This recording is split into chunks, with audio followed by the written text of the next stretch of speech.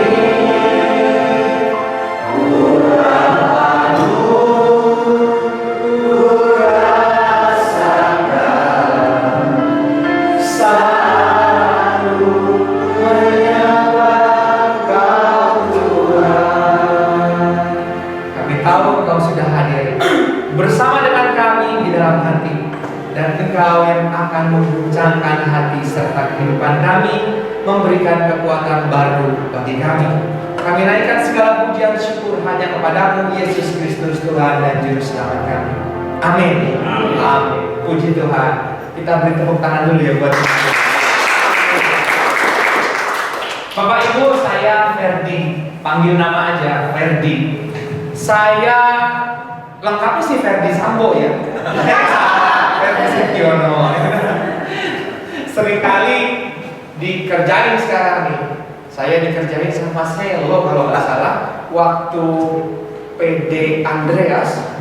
Kebetulan paroki saya di sana mengadakan KRK. Saya dapat bagian kesaksian. Dikenalin sama Selo, teman saya Ferdi S. Sambo, bukan Setiono saya. Parokinya Santo Andreas Kedoya. Tinggalnya di daerah Taman Ratu, Greenfield, daerah situ Bapak Ibu.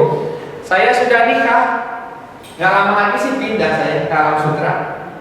Istri saya kerja di sana, dia notaris Tangerang Selatan, kantornya di Alam Sutra. Kalau lewat Alam Sutra di Ruko Palmira, nah itu ada istri saya, namanya di situ dia buka plan, buka kantor di sana. Ada juga sih nama saya. Kami punya anak 4 orang Pak. Jadi Tuhan, puji Tuhan percayakan 4 orang. Kebayang ya rumahnya kayak gimana? Rame banget, rumahnya rame banget, acak-acakan luar biasa. Ya dicoba tetap rapi tapi nggak bisa juga. Anak saya masih kecil-kecil, yang paling gede SMP kelas 2 Bapak Ibu. Sehari-hari saya pengacara, bukan pengangguran banyak acara, bukan pengacara sungguhan. Walaupun kadang-kadang nganggur juga, gitu. Tapi pengacara sungguhan. Nah malam hari ini saya diminta untuk men-sharingkan satu buah topik.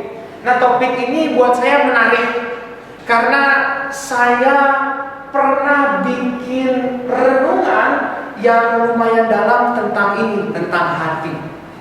Malam hari ini diambil satu cuplik dari satu renungan yang lebar sebenarnya tentang hati. Mau bicara mengenai pemulihan hati. Bagaimana kalau hati kita dipulihkan, ternyata hambatan-hambatan yang menghalangi berkat itu disingkirkan sehingga berkat bisa tercurah mengalir dahsyat dalam hidup kita. Amin, amin. Ini yang mau kita pelajari. Next slide. Nah Bapak Ibu, ini menarik gitu. Kalau ngomong soal hati, ada satu ayat di kitab suci yang bilang demikian. Yeremia 17 ayat 9. Slide berikutnya Pak. Iya. Yeremia 17 ayat 9. Saya sudah tuliskan di situ. Bunyinya begini kurang lebih. Yeremia 17 ayat 9. Kalau mau buka Alkitabnya boleh, mau Alkitab elektronik boleh. Isinya begini. Yeremia 17 ayat 9. Betapa liciknya hati, lebih licik daripada segala sesuatu. Hatinya sudah membatu, siapakah yang dapat mengetahuinya? Nah ini dia nih. Kalau baca ini kita bingung, karena dalam Yeremia disebut bahwa hati itu licik, Bapak Ibu.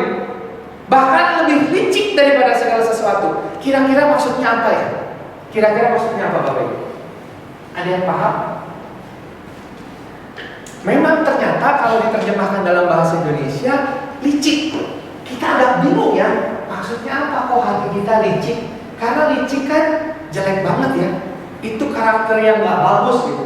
Kok jadi kayaknya kalau kita punya hati, kita ini orang yang licik gitu. Hati kita ini orang yang negatif gitu ya, pengen untung sendiri. Tapi ternyata kalau dilihat terjemahan lain dalam bahasa Inggris maupun maupun dalam bahasa bahasa Ibrani begitu, ternyata lebih banyak sebenarnya dipakai kata deceitful.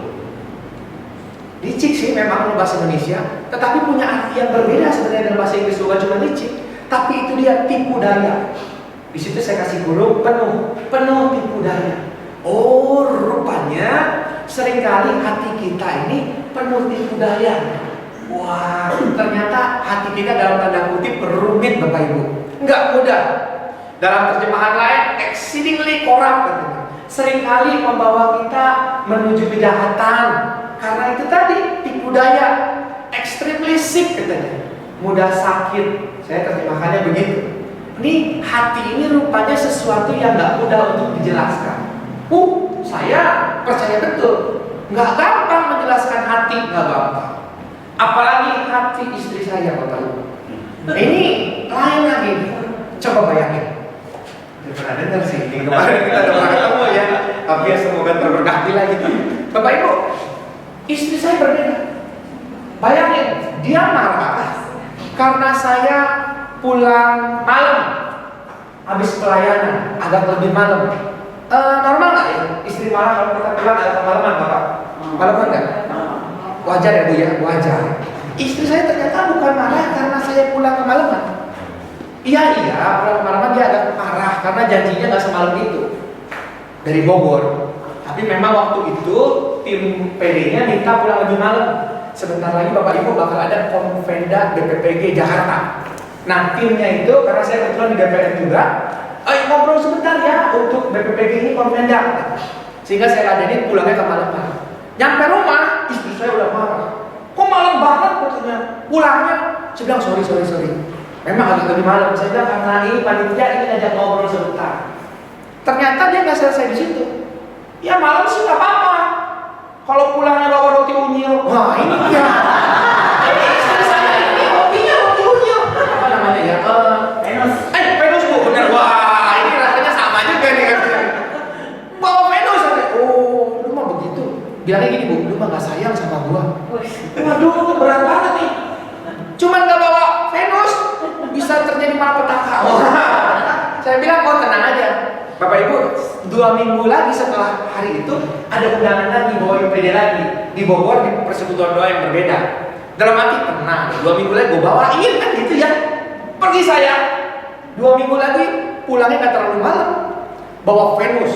Bukan bawa cuman 12, bawanya yang 48. Wah biar banyak sekalian.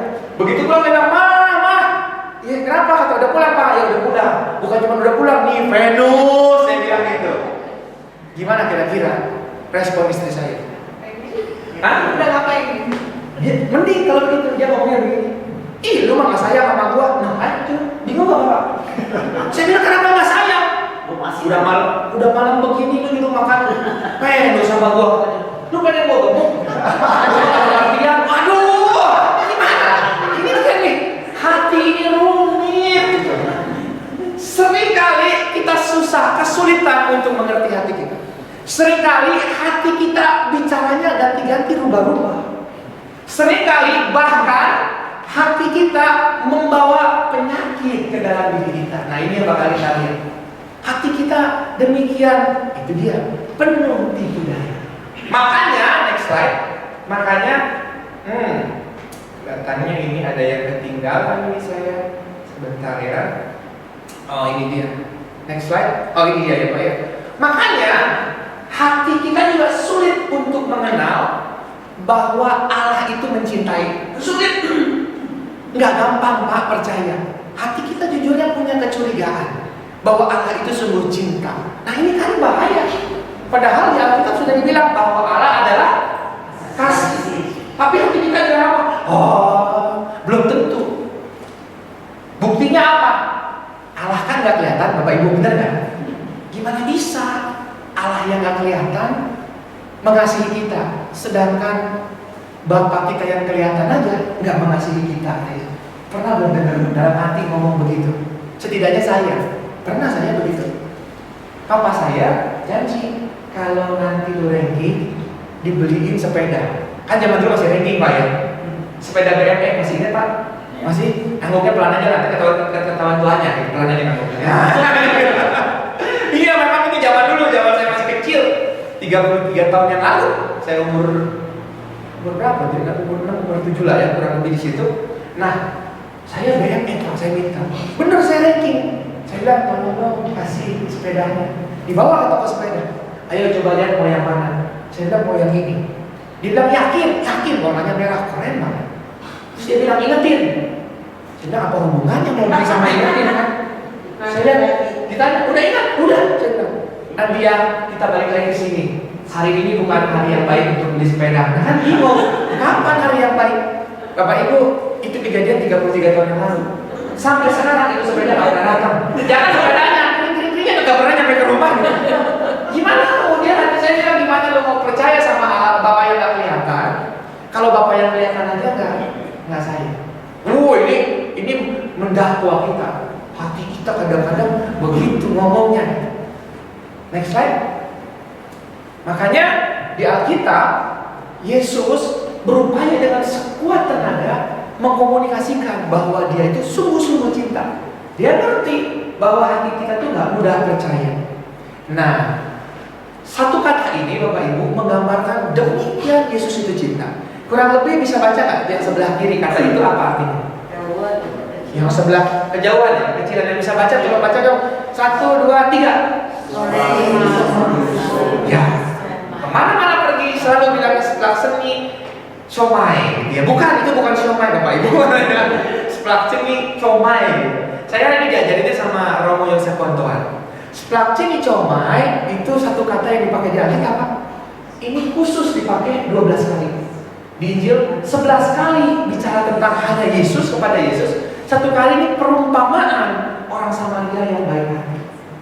Seplak ceni comai, kan saya juga salah ngomongnya. Seplak ceni comai ini bicara tentang bagaimana Yesus yang tergerak dengan belas kasihan.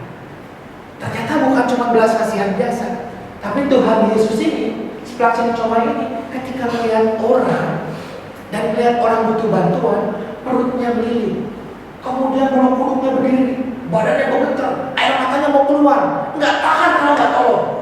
Sama seperti orang Samaria yang baik hati, melihat orang yang susah di jalan, walaupun dia sendiri punya tujuan, dia rela untuk turun dari keledainya. Bahkan orang ini yang musuhnya sebenarnya, orang Samaria kan dianggap orang buangan. Ini orang yang kalau dia berdiri tegak nih, sehat, gak bakal ngeliat dia. Ngeliat itu buang muka, ngeludah gitu. Ini ditolongin naik ke atas keledai, dianya jalan di bawah kayak budak. Bahkan kemudian dibersihin lukanya, dititipin ke hotel penginapan, keluar uang. Itu sebelah ceni comai. Sayang yang keterlaluan, empati yang demikian dalam. Yesus lagi sedih dengar kabar Yohanes Pembaptis dipenggal kepalanya. Mau pergi, mau bersedih, mau berduka, wajar nggak? Wajar. Kita kalau ke rumah duka aja, maisyon gitu ya, ibu ya. Kita ngeliat mau ngomong sama orang yang lagi duka, ternyata dia masih sedih banget. Kita ngajak dia ngobrol banyak-banyak apa enggak? Enggak lah, biarin dia sedih dulu. Yesus juga begitu, pengen sedih dulu. Itu kan sepupunya, itu kan orang yang baptis dia. Bahkan murid-murid pertama Yesus itu disuruh oleh Yohanes Pembaptis, muridnya dia pindah aja ikut Yesus. Ini orang punya jasa besar. Tapi Yesus mau sedih aja, dia mau pergi ke tempat yang sunyi, orang banyak ikutin. Yesus turun dari kapal, itu orang banyak minta diajar, minta disembuhin. Waduh, kalau saya orang lagi bete, lagi galau, lagi gundah, sanggup gak kira-kira ngeladenin orang? Gak sanggup Bapak Ibu. Saya seharusnya, kalau saya gak sanggup. Apalagi kalau mengutang gitu ya, gak sanggup udah pulang gitu. Tapi Yesus beda. Dia sembuhkan, dia lupa sedihnya, dia lupa air matanya, dia sembuhkan, dia ngajar. Bahkan kemudian kamu harus memberi mereka makan. Anak muridnya bilang udah suruh pulang dulu lah, makan di sana jangan kita udah ngajarin, udah nyembuhin. Yesus enggak, kita harus kasih mereka makan. Yesus lupa sama susahnya dan lebih ingat sama sayangnya. Yesus itu kurang lebih ini Bapak Ibu. Yesus itu seperti ketika kita jatuh cinta pertama kali. Masih ingat ya Bapak Ibu waktu jatuh cinta pertama kali? Deg-degan, betul kan? Serak-serak. Setiap kali ketemu rasanya berbunga-bunga, pelangi, balon warna-warni gitu ya Bapak Ibu ya. Dan kemudian ada lagu-lagu cinta gitu. Wah, pokoknya kalau ketemu deg-degan, serak-serak.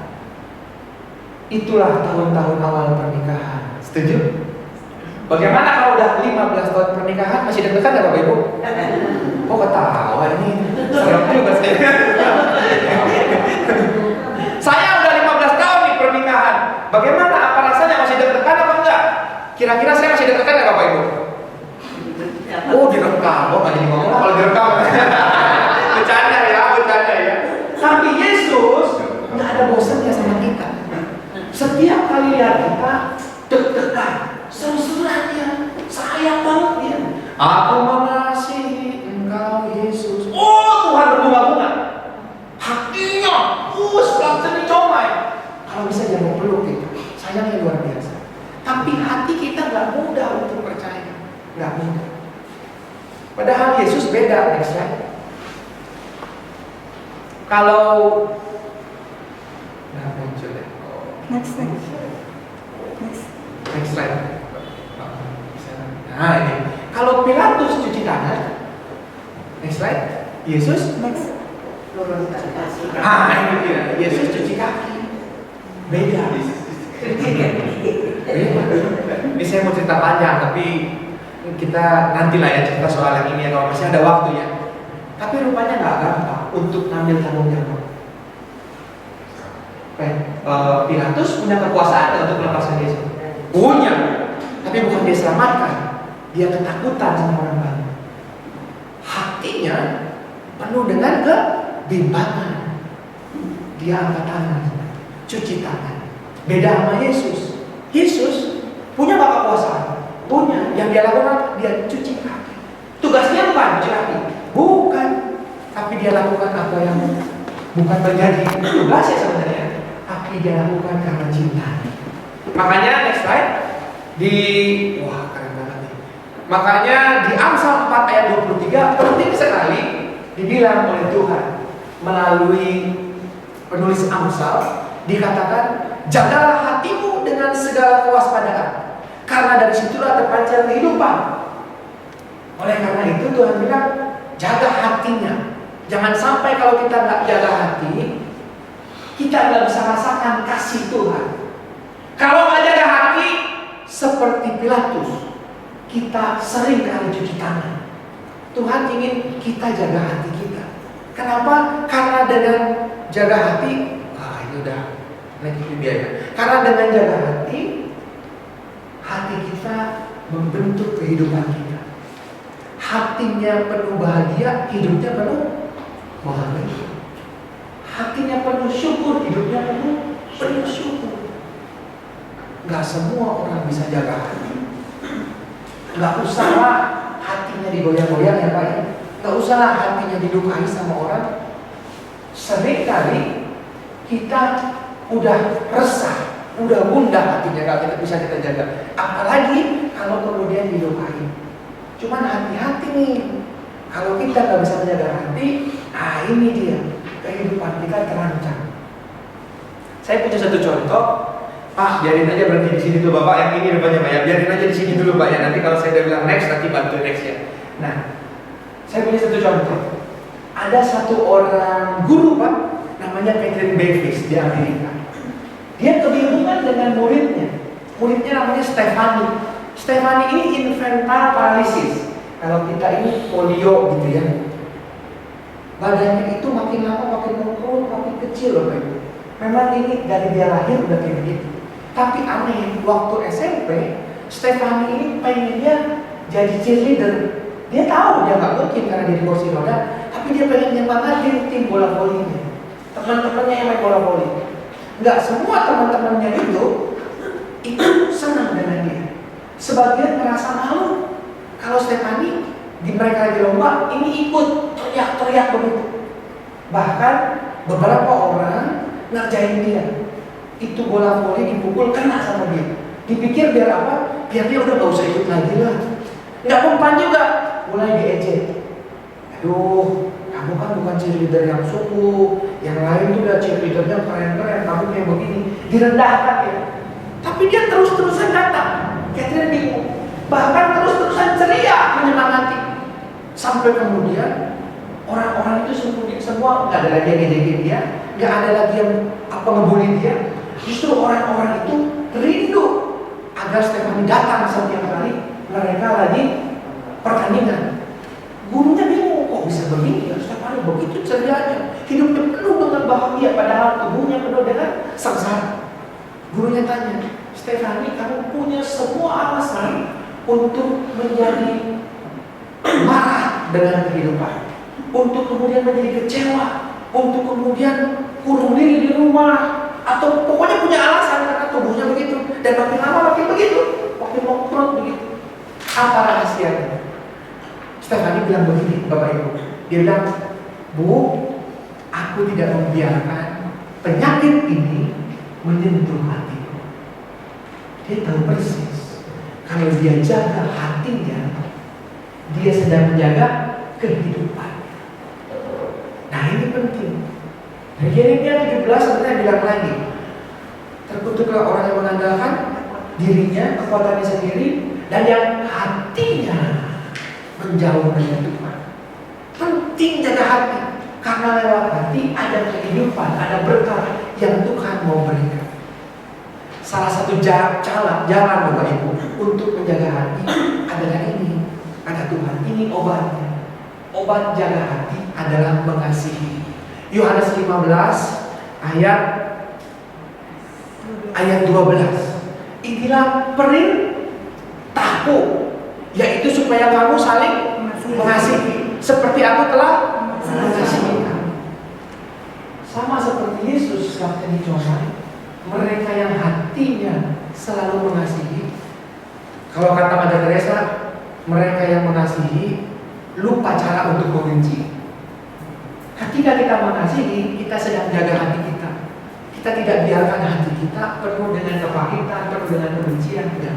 Tapi penuh dengan kebaikan. Makanya Tuhan bilang, inilah perintahku, bukan inilah tawaranku, inilah undanganku, inilah ajakanku. Enggak, Bapak Ibu. Dengan jelas Tuhan bilang, inilah perintah. Berarti kalau diperintah harus dilaksanakan. Jarang-jarang nih Yesus ngomong kayak begini nih. Ini salah satu tempat di mana Tuhan bilang, jangan enggak ya, lakukan, saling mengasihi. Next slide.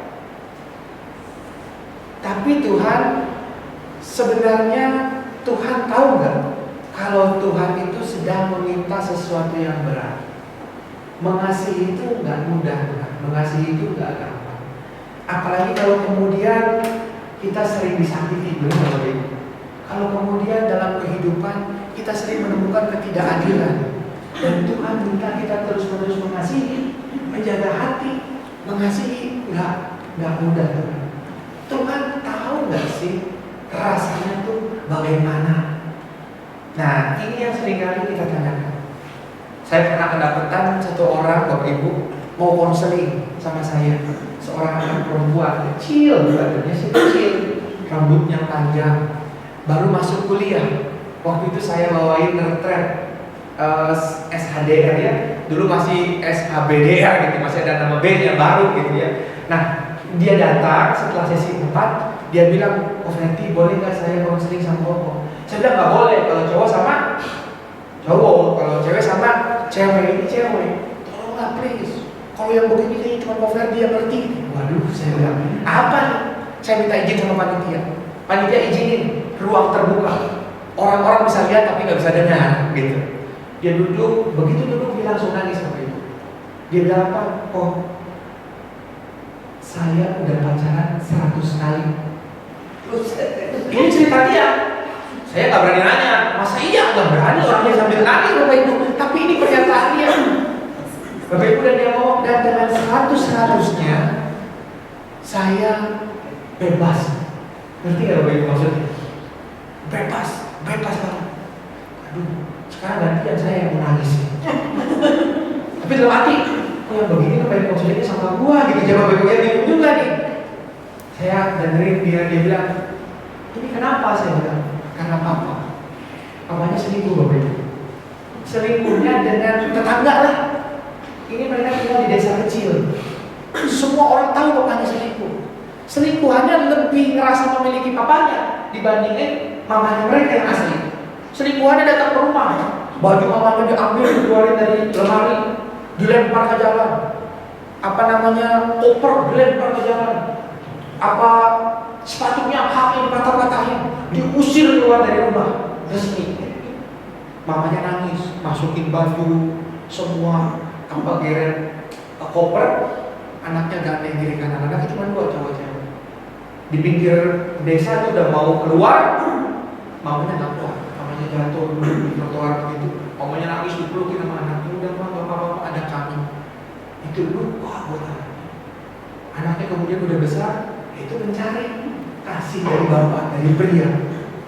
Dia pacaran 100 kali, dia pikir mereka bisa mengobati rasa dia kekurangan cinta dari pria, dari ayahnya. Ternyata nggak bisa. Semuanya cuma pengen manfaatin dia. Dan dia tambah hari tambah lupa. Padahal dia udah kasih semuanya segalanya. Dia nangis. Saya bilang udah tenang. Nanti malam ada pencurahan Roh Kudus. Nanti kita berdoa. Bapak Ibu, orang pelayanan senjatanya cuma satu, yaitu doa. Tahu nggak dia bilang apa? Oh, saya udah gak mempan didoain. Jadi aduh saya bilang mau diapain lagi? Udah berulang kali didoain nggak mempan. Malam harinya, tapi saya bilang kasih Tuhan 1 kali lagi kesempatan. Kita doa lagi. Malam harinya begitu berjurahan dia yang paling nangis duluan. Dia teriak mati-matian. Teriak dia bilang Gigi. Dia gores badannya. Dia cakar kepalanya, tarik rambutnya. Dia ngerasa luka, dia ngerasa jijik sama diri. Saya lagi pimpin sesi 5, saya nggak bisa turun. Dibawa dia ke belakang, ke satu ruang, didoain sama yang lain. Ternyata tetap memang nggak mempan, nggak ada pimpin dia. Setelah selesai saya ke situ, saya lihat kenapa kok masih. Saya coba doain juga, ternyata memang nggak bisa didoain. Saya keluar katanya, Tuhan ini bagaimana? Saya bilang, bagaimana Tuhan? Kemudian Tuhan bilang, suruh lihat salibnya. Jadi dalam hati saya bilang, kok ngomong suruh lihat salibnya maksudnya apa? Maksudnya apa Tuhan? Tiba-tiba Tuhan ngomong, suruh lihat salibnya. Ketiga kali itu seperti Tuhan teriak. Ngomong sama saya dalam hati saya dibangkit, suruh lihat salibnya. Saya masuk ke dalam, saya bisikin di telinganya. Saya bilang, Tuhan bilang, lihat salibnya. Saya terus ngomong lagi, Tuhan bilang, lihat salibnya. Tiba-tiba Tuhan bilang, cakar-cakar, dia mulai diam dan tenang. Dia nangis, tapi tangisnya kali ini beda. Tangisnya bukan lagi nangis ya, wah stres gimana enggak. Tapi tangis yang damai. Ngerti Bapak Ibu maksudnya? Dia damai, dia sukacita. Di saat itu saya tahu dia disembuhkan sama Tuhan. Setelah selesai, dia nggak kesaksian di depan, tapi dia kesaksian di panitia. Begitu melihat saya, dia peluk saya. Tapi setelah itu dia peluk juga panitia yang lain Bapak Ibu. Jadi bukan saya yang lain yang peluk, tenang aja. Dan dia bilang, begitu kok Ferdi bilang lihat salibnya, saya coba lihat salibnya. Ketika saya lihat salibnya, saya lihat wajah Tuhan. Dan Tuhan dengan segala luka-lukanya, dia nggak sedang nangis, dia nggak sedang kesakitan, dia tersenyum dan dari wajahnya ada cahaya masuk ke hati saya. Saya ngerti Tuhan tahu penderitaan saya. Dia rasain kesusahan saya. Dan di salib dia tahu semua. Tenang saya, tenang saya. Dia bilang begitu. Dan kemudian selanjutnya dia sanggup memaafkan orang tua. Puji Tuhan, dia diberkati Bapak Ibu, dia disembuhkan. Tuhan ngerti gak? Tuhan ngerti. Tuhan tahu, bukan Tuhan gak paham. Next slide. Tuhan Yesus ngerti banget cara kerjanya surga. Dia paham bahwa mengampuni dan mengasihi memang itulah yang dikehendaki Bapa. Itulah bagaimana cara surga bekerja. Makanya dia perintahkan kita. Dia sendiri sudah rasakan. Di Alkitab dibilang imam yang kita miliki bukan imam yang tidak mengerti kesusahan kita. Dia sudah melaluinya, tetapi dalam semuanya itu dia tidak berbuat dosa. Tuhan ngerasain, Tuhan tahu nggak gampang ngampunin. Tuhan tahu susahnya, tapi Tuhan sudah lakukan duluan. Lukas 23 ayat 33 sampai 34, ketika mereka sampai di tempat yang bernama Tengkorak, mereka menyalibkan Yesus di situ dan juga kedua orang penjahat itu. Yang seorang di sebelah kanannya dan yang lain di sebelah kirinya. Yesus berkata, "Ya Bapa, ampunilah mereka sebab mereka tidak tahu apa yang mereka perbuat." Dan mereka membuang pundi untuk membagi pakaiannya. Bapak Ibu, saya mau tanya, ini orang-orang yang menyiksa Yesus sudah minta ampun belum sama Yesus? Udah punya niat belum? Wah, ini gue salah nih, gue minta ampun sama Tuhan. Udah punya belum? Belum. Tetapi Tuhan udah ampunin duluan. Ini cara kerjanya surga. Pengampunan bukan soal siapa yang salah. Pengampunan soal hati yang penuh dengan cinta. Pengampunan adalah soal kita mengharapkan surga. Pengampunan adalah kita menjaga hati kita sehingga kehidupan kita penuh dengan berkat yang luar biasa. Next slide. Mengasihi adalah mengampuni tiada akhir, sama seperti Yesus. Next slide. Pengampunan adalah saat dimana aku melepaskan hakku untuk menyakitimu karena menyakitimu. Seringkali kita pikir aku punya segala hak, aku punya hak untuk balas dendam, untuk marah, untuk menjadi, untuk gak peduliin lu lagi. Kalau ketemu lu juga mendingan gua kabur daripada melihat lu. Gua jahat sama lu, gua punya hak karena lu duluan. Tapi pengampunan itu adalah saat dimana kita melepaskan hak kita untuk menyakiti orang yang menyakiti kita. Next slide. Pengampunan atau mengampuni adalah mencabut pisau dari punggungmu sendiri dan tidak menggunakannya untuk menyakiti orang lain, tidak peduli bagaimanapun mereka menyakiti.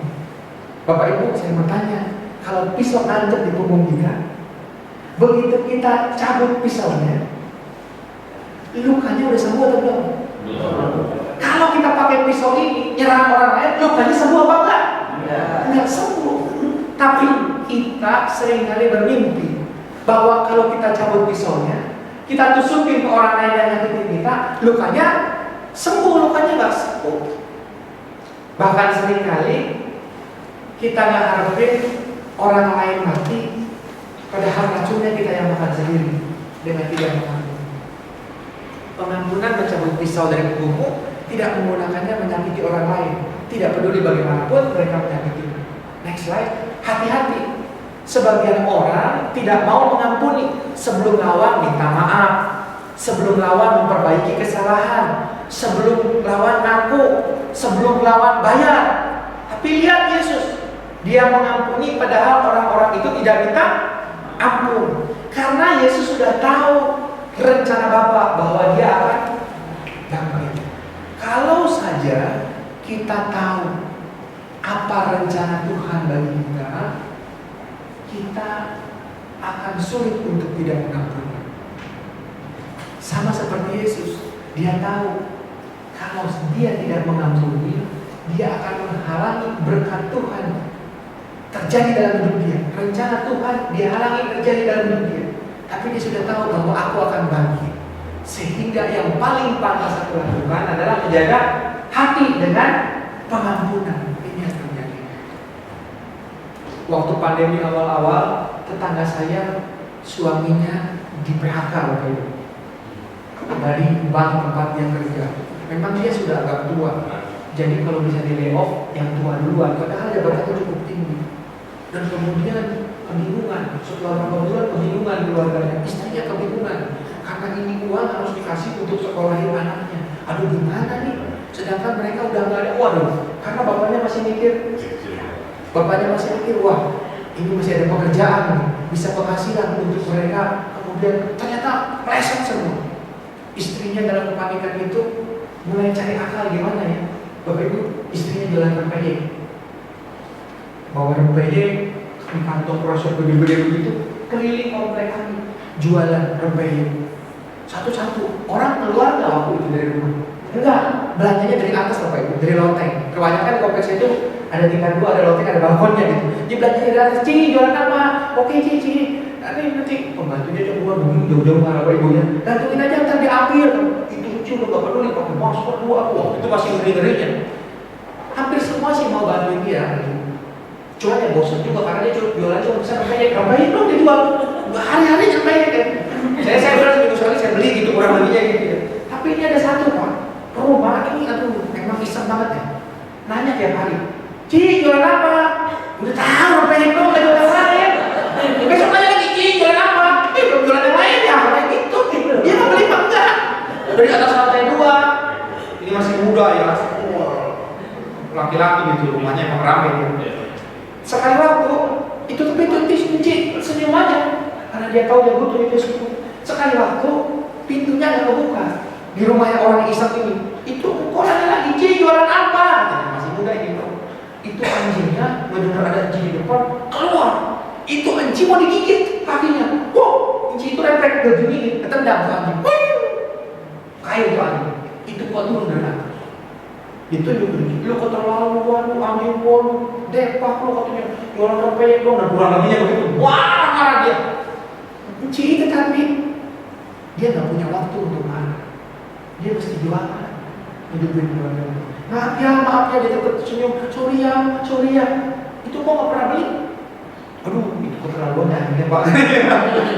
Dia jalan lagi, keliling tempat yang lain. Karena itu pagi semua lagi pada jemur waktu itu kan, semua pada lihat. Semua lupa kopi Pak, lupa sama kopi. Semua turun dari atas, melihat tuh brengsek juga ya. Semua turun dari atas, borong itu rempeyek. Ci, rumahnya tuh, turun dia masuk box sendiri sini Ci. Yang lain sini Ci, beli. Belum apa-apa udah habis rempeyeknya nggak nyampe ujung. Ada berkah yang tercurah. Andai kata ada itu Ci marah, dia lawanin punya hak kan? Punya hak dia untuk marah itu. Orang dia yang digigit mau digigit, kok dia yang dimarahin? Tapi dia nggak ambil itu karena dia tahu kalau dia mengampuni ada berkat dari Tuhan yang tercurah.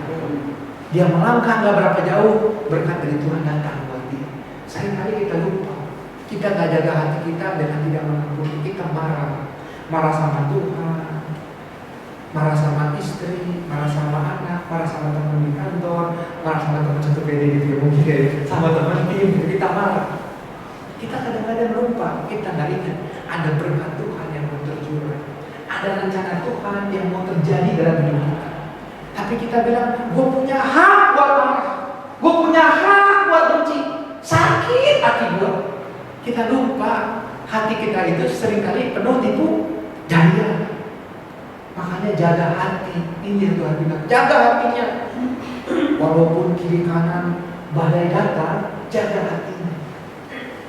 Dengan apa? Dengan tetap mengampuni, tetap memaafkan. Next slide. Matius 5 ayat 7. Berbahagialah orang yang murah hatinya, karena mereka akan beroleh kemurahan. Blessed are the merciful, for they shall obtain mercy. Mereka yang mengampuni, yang murah hati, mereka sendiri akan beroleh kemurahan. Next slide. Efesus 4 ayat 32. Tapi hendaklah kamu ramah seorang terhadap yang lain, penuh kasih mesra dan saling mengampuni, sebagaimana Allah di dalam Kristus telah mengampuni kamu. Bapak Ibu, mereka yang tidak bersalah butuhnya, di situ ditulis keadilan.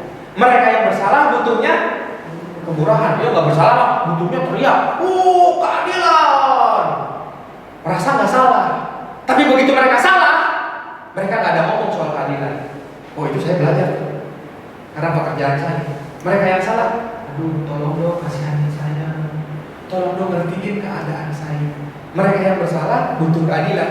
Mereka tidak bersalah butuh keadilan. Mereka yang bersalah butuh belas kasih dan pengampunan. Saya mau tanya, Bapak Ibu, kita ini termasuknya orang yang tidak bersalah apa orang yang bersalah? Kita orang yang bersalah. Sehingga yang kita butuhkan keadilan apa? Belas kasihan. Belas kasihan. Tapi kenapa ya kita tuntut sama orang keadilan? Kita sendiri masih butuh belas kasihan.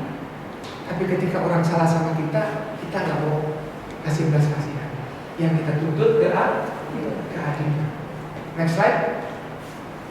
Belas kasih dan pengampunan Tuhan seakan terhambat ketika kita tidak mengampuni. Padahal belas kasih dan pengampunan baru tersedia setiap hari. Rahmatnya baru tiap pagi. Belas kasih pengampunan terhambat oleh sikap tidak mau mengampuni. Next slide. Lukas 6, 35, 34. Saya agak cepat ya karena waktunya nih. Tetapi kamu kasihilah musuhmu, berbuat baiklah pada mereka, pinjamkan, dan seterusnya. Tuhan ingin agar kita murah hati seperti Tuhan sendiri murah hati. Matius 18 ayat 21 sampai 35. Next slide. Sama seperti Tuhan. Tuhan kasih perumpamaan. Yesus kasih perumpamaan Bapak Ibu. Yesus bilang apa? Yesus bilang ada seorang raja, tuan. Dia panggil hambanya yang berutang. Utangnya ini ratusan triliun Bapak Ibu. Di situ Matius 18:35, di Matius 18:21-35 dijelaskan mengenai utang banyak banget. Bapak Ibu, saya ini pengacaranya itu pengacara kepahitan. Saya ngurusin orang yang bangkrut, gitu, utang piutang. Jadi saya kebetulan lagi S3 nih, lagi penelitian. Saya belajar sejarah demikian dalam mengenai utang. Oh ternyata zaman dulu orang itu kalau nggak bisa bayar utang, kalau dia nggak bisa bayar pakai uangnya, dia bayar pakai kulitnya, diiris-iris. Kulitnya dagingnya. Zaman dulu Magnus Injectio namanya. Bergeser sedikit nih sampai ke zaman Yesus. Nggak bisa bayar pakai uangnya, bayar pakai dirinya atau keluarganya, istrinya, anaknya, semua jadi budak untuk bayar utangnya. Kalau nggak cukup juga dipekerjakan orangnya. Jadi apa? Jadi pelacur dan selebihnya. Zaman Yesus itu begitu. Jadi ketika itu orang itu diselamatkan. Lu udah gak usah bayar. Bini lu gak usah jadi bangun di rumah gua. Anak lu gak usah nyemil sepatu gua. Istilahnya gitu Bapak Ibu ya. Bebas. Dia keluar. Tiba-tiba ada orang yang hutang sama dia. Nggak nyampe 1 juta. Kurang lebihnya keluar sekarang. Dicekek sama dia. Raja itu dia bilang, lu ini bukan orang yang bersalah, lu sendiri orang bersalah. Tapi ketika ada orang lain bersalah sama lu, bukan lu kasih belas kasihan, yang lu minta keadilan. Bapak Ibu, yang dicekek oleh orang itu bukan leher temannya, yang dia cekek dirinya sendiri. Dengan tidak mengampuni, kita sedang cekek diri sendiri.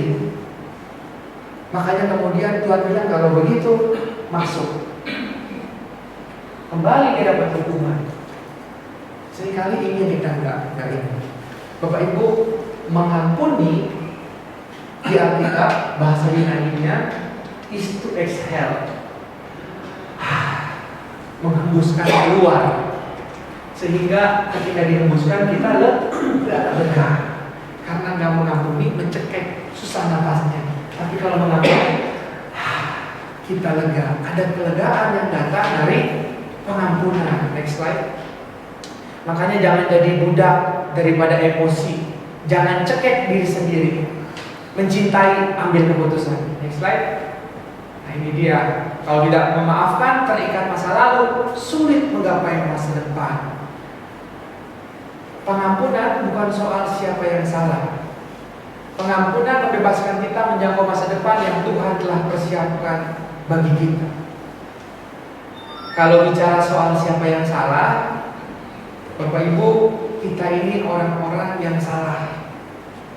Kita ini orang-orang yang sebenarnya nggak layak dapat pengampunan. Tapi toh kita diampuni oleh Tuhan. Pengampunan tidak berbicara soal siapa yang salah, pengampunan bicara soal menjaga hati kita dan mengharapkan surga. Main kami perlukan main ini bisa lebih panjang nih kita bicara, tapi saya rasa kalau hari ini kita coba berhenti di sini dulu. Kita coba nanti sebentar berdoa sambil merenungkan, apakah aku sudah mengampuni atau saat ini aku masih mencekik diriku sendiri. Saya punya cukup banyak alasan untuk marah sama papa saya, cukup banyak alasan buat marah sama papa. Papa memang nggak pernah pukul mama, nggak pernah pukul saya, tapi mulutnya, sikapnya sama mama saya, ngecilinnya ke mama saya. Susah sih rumah, miskin sih dulunya juga, jahat banget. Mama itu pernah sampai nangis, kemudian itu sambil duduk itu, berdiri nggak bisa, mesti digotong ke rumah sakit dalam keadaan seperti duduk kunci badannya. Saya benci sama papa, karena saya lebih dekat sama mama. Punya segala alasan. Maaf ya, lebih mudah kalau saya disuruh ngampuni papa saya gitu, belum dia susah. Tapi maaf, kalau ambil pisau gitu ya, ayo lebih mudah kali. Karena kasihan mama. Tapi kemudian kelas SMP, kelas 2, saya dibaptis. Dan waktu itu dia jadi kepala bapak kami. Seperti kami pun mengaku dia bersalah kepada kami. Waktu disuruh ngaku dosa pertama kali, saya bilang, Tuhan, ini saya belum bisa mengampuni, khususnya ampunin papa. Di gereja saya dengar, kalau mau mencintai Tuhan, bawa persembahan kepada Tuhan, tapi dalam hatimu ada masih perasaan marah kepada saudara, taruh dulu kotak persembahan yang beresin dulu. Saya bilang, Tuhan dengar doa saya kan, kalau saya masih punya marah sama papa saya. Nah, ketika itu hati saya luka waktu itu. Kalau suatu pihak pengen parahin papa, kalau boleh pukul papa. Tapi kok di gereja saya disuruh mengampuni begini. Setiap kali doa bapak kami gelisah hati saya.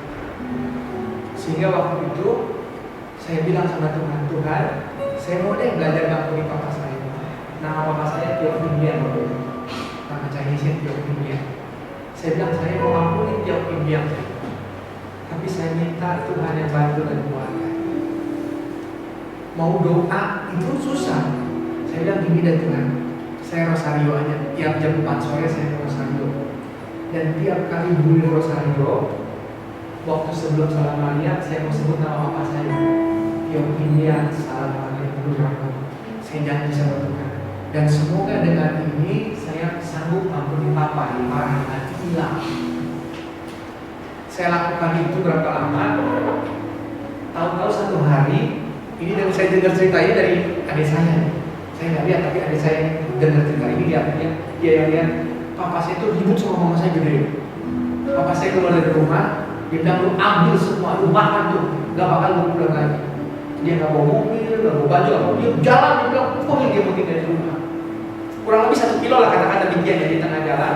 Dalam marahnya, dia udah pikir mau kemana-mana, mungkin tiba-tiba ada suara yang bunyi di hati. Pulang, anakmu sedang berdoa. Bunyi lagi, pulang, anakmu sedang berdoa. Sampai dia jalan ke menit, ketiga kali dia dengar lagi suara, pulang, anakmu sedang berdoa. Kalau di tempat saya itu beca, kalau waktu itu ya, dicari tukang beca yang ngomong gitu ya, bukan juga. Dia lari pulang. Di rumah dia buka pintu, dia cari siapa yang lagi berdoa. Dia temuin saya lagi sujud berdoa, pegang rosario, dan dia di tiap bulannya ngomong yang dia selama dia berdoa. Rupanya saat itu dia dijamah Tuhan. Dia mulai berubah. Saya tahu ketika nggak berapa lama mama mau dioperasi, mesti ke Jakarta. Saya bukan operasi Jakarta, mesti ke Jakarta. Papa saya pagi-pagi bangunin saya, dia gandengan sama mama. Sambil keluar air mata dia bangunin saya. Cuma lu doang yang udah ngerti sama Tuhan, ngerti berdoa. Tolong lu berdoa. Saya masih banyak beleknya, buka mata juga susah. Saya lupa saya doa apa. Tapi intinya saya ingat gak lama-lama saya ngomong terus amin. Papa saya pegang tangan saya, dia duduk di ranjang. Dia bilang belum amin. Tiba-tiba dia ngomong, Tuhan maafin saya. selama ini saya udah jahat sama istri saya sia-siain keluarga saya nggak urus bayar anak saya. Tuhan, saya nggak bisa kalau nggak sama istri saya. Tuhan tolong sembuhin dia. Dia berdoa banyak Bapak Ibu. Saya yang tadinya ngantuk jadi melek baru. Saya bilang, apa saya berubah? Mereka pergi ke Jakarta, mama saya dioperasi. Ketika dioperasi, papa saya ditemenin sama om saya yang udah Katolik. Saat itu dia bilang, boleh nggak doa ajarin gua doa rosari. Di saat itu juga dia rosari. Dia doain mama saya. Setelah selesai operasi jalan baik. Kalau dulu sebelum boleh minum, sebelum boleh makan, habis operasi ngapain dulu Ibu? Betul. Papa saya nggak suka dengan orang kentut depan dia. Saya pernah ditendang, jatuh dari ranjang karena saya kentut dua. Tapi waktu itu papa saya pegang mata mama saya. Dia tepuk-tepuk. Saya lihat nih, kentut dong. Dia bilang begitu. Di situ saya tahu papa saya berubah. 2 minggu mama saya dioperasi. Dulu masih namanya Geraham Medika ya. Siloam Kebon Jeruk katanya. 2 minggu dia di sana. Dia suapin mama saya. Maaf, dia yang tadi ini dia bilang, sorry, dia yang ngatur dulu. Dia berubah. Saya saksikan itu. Dia pulang ke rumah. Dia bilang, udah mah kita masuk kantor. Bapak Ibu, dalam pengampunan ada apa? Kita punya hak kok untuk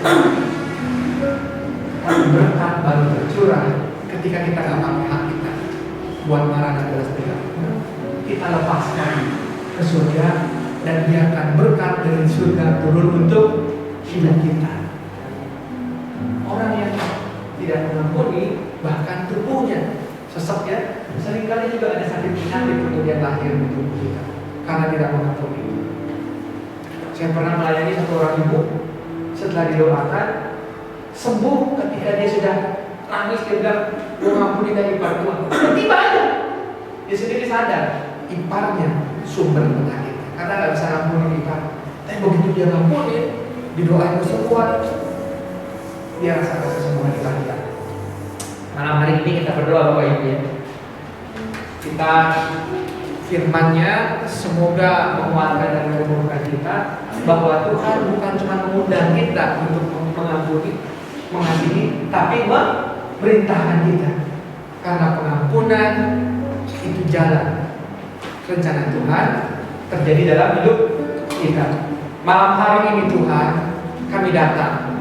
Kami tahu Tuhan, kalau ukuran dunia kami punya hak Tuhan untuk marah dan balas dendam.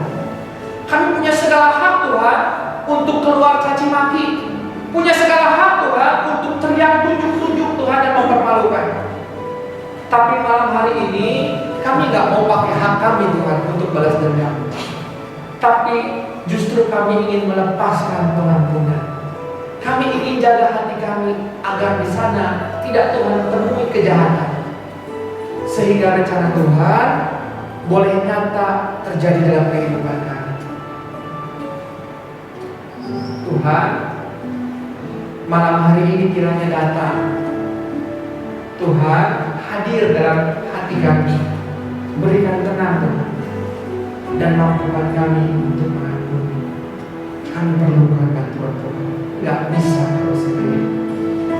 Kami perlu keajaiban, kami butuhkan sentuhan Tuhan.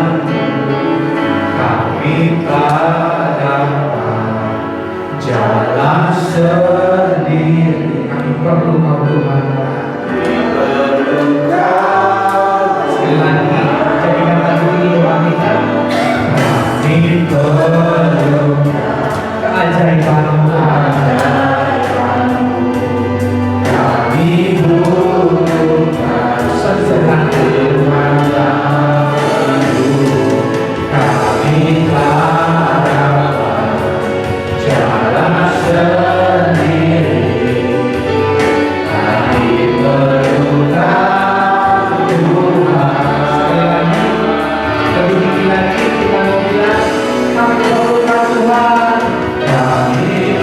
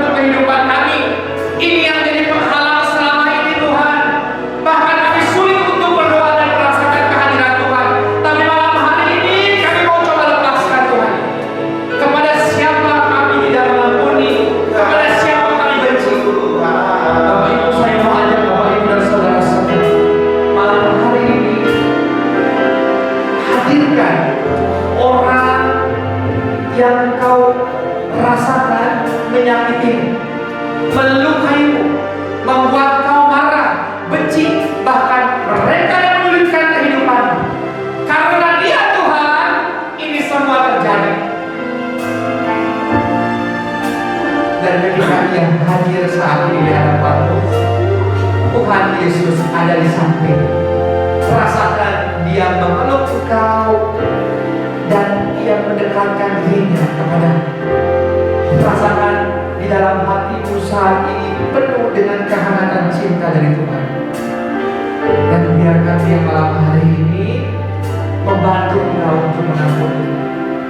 Bilang di dalam hati, Dia Tuhan, Dia yang selama ini, Dia Tuhan, Dia yang menyakiti hati.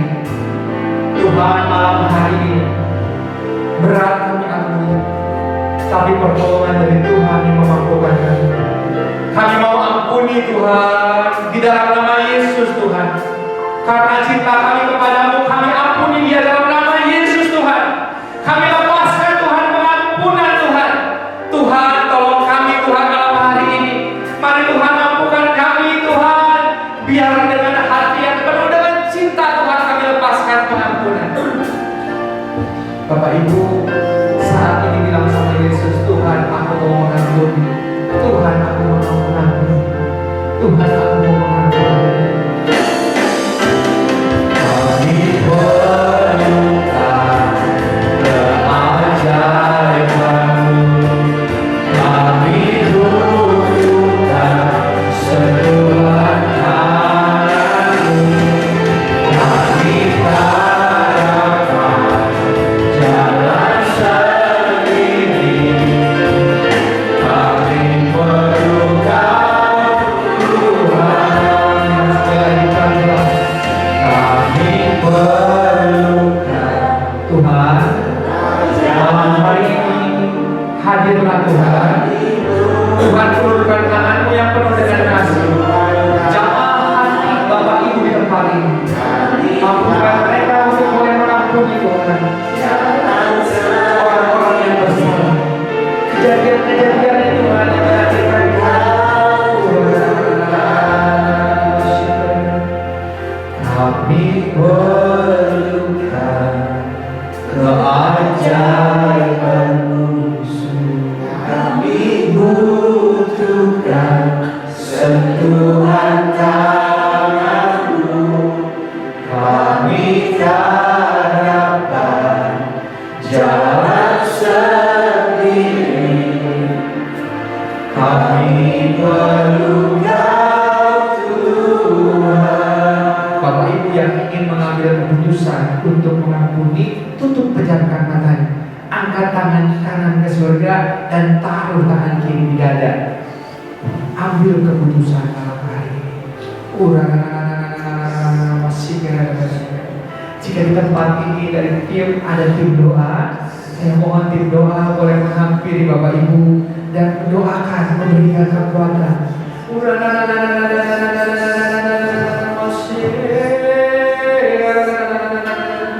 Mari Tuhan jamah.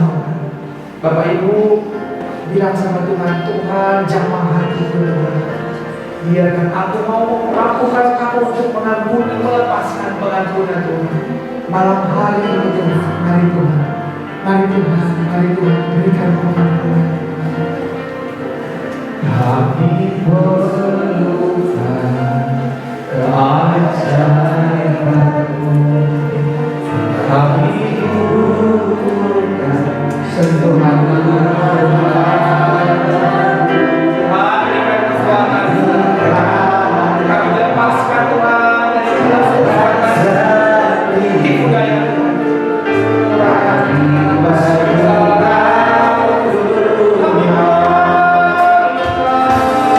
Kami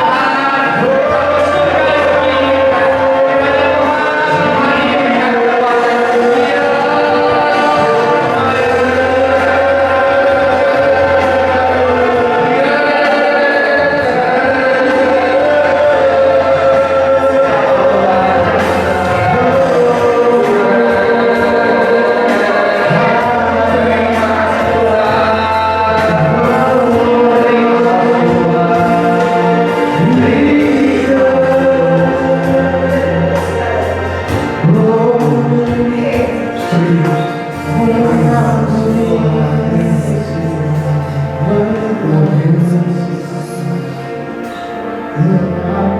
tahu malam hari ini tangan-Mu ada di hati kami, sedang menghangatkan hati kami Tuhan, dan memberikan kemuliaan. Hadirat-Mu ku rasakan. Saya undang semua bangkit berdiri, kita mau bersyukur kepada Tuhan. Saat ini Tuhan,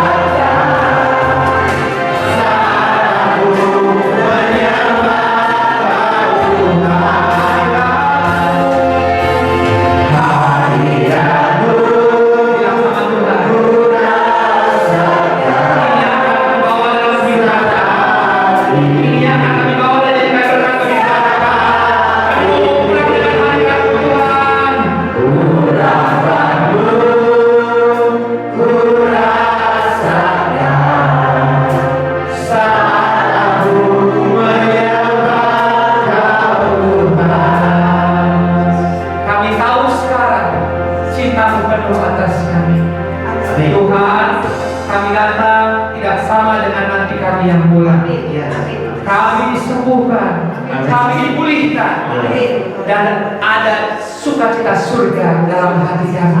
Kami bawa pulang Tuhan, dan kami akan bawa ini untuk keluarga kami. Kami akan berikan kebaikan ini kepada pasangan kami. Kami akan berikan ini kepada anak dan cucu kami Tuhan. Dan tiap-tiap hari kami wartakan kebaikan Yesus bagi kami. Terima kasih Tuhan, terima kasih Tuhan. Ini doa kami. Jauh dari indah, jauh dari sempurna, tetapi doa inilah yang berasal dari hati kami yang paling dalam. Yesus, kami membutuhkan Tuhan. Kemuliaan kepada Bapa dan Putra dan Roh Kudus.